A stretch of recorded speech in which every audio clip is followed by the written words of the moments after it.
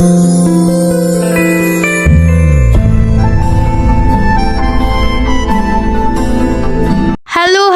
চলে আসলাম আর একটি ইন্টারেস্টিং একটা ভিডিও নিয়ে। কেমন আছো তোমরা সবাই? আশা করি তোমরা সবাই অনেক বেশি ভালো আছো। সকাল সকাল ঘুম থেকে উঠেই দেখো কি পরিমাণে রোদে তো আমি একদমই টিকতে পারতেছিলাম না। কক্সবাজারে প্রচণ্ড পরিমাণে রোদ, দেখছো এত রৌদ্র। তো সকাল সকাল আমরা চলে গেছিলাম নাস্তা খাওয়ার জন্য।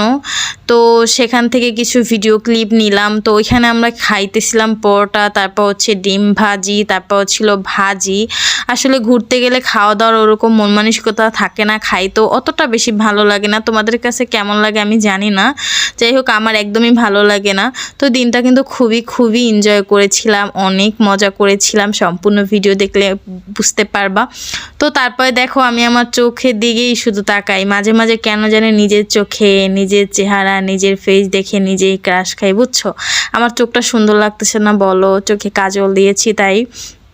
কাজল দিলে নাকি আমাকে অনেক সুন্দর লাগে। আমি নিজে বলি আর কি, বুঝছো, সুন্দর লাগতেছিল না তাই না বলো।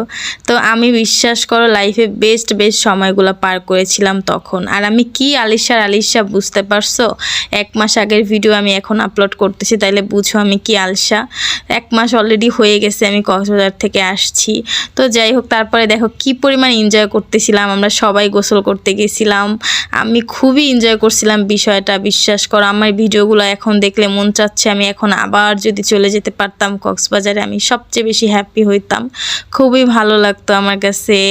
তোমাদের কাছে কেমন লাগতেছে বলো তো? ভিডিওটা দেখে আমি বুঝতে পারতেছো যে আমি কি পরিমাণে মজা নিচ্ছিলাম।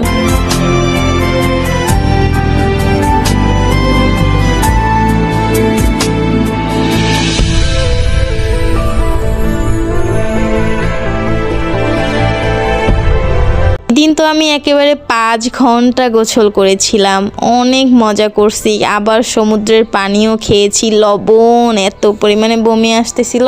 এবার নিয়ে কিন্তু আমার 2বার কক্সবাজারে ট্যুর দাও, আমি কিন্তু আরও একবার গিয়েছিলাম। আমি দেখো বাচ্চাদের মতো কি পরিমাণে দৌড়াদৌড়ি করে ভিডিও বানাচ্ছিলাম।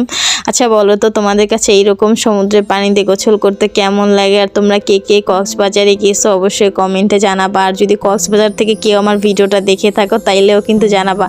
তারপর আমি একেবারে একটা ইয়ার্কি করতে লাগছিলাম যে সবাই নাম লেখে, আমিও এখানে একটু নাম লিখি, যদিও আমার কেউ নাই। তারপর একটা উল্টাপাল্টা নাম লিখছিলাম, যার কারণে আমি একটু ঢেকে রাখলাম। তোমরা আবার মাইন্ড করবা, বুঝছো, তাই আর কি। তো তারপর দেখো আমি সুন্দর রিলস করতেছিলাম, আমি শুধু ভিডিওই বানাইতেছিলাম। আমি এত ভিডিও বানাইছি যা বলার বাহিরে। এই দিনটা আমার জন্য অনেক বেশি স্পেশাল ছিল আর অনেক বেশি সুন্দর ছিল।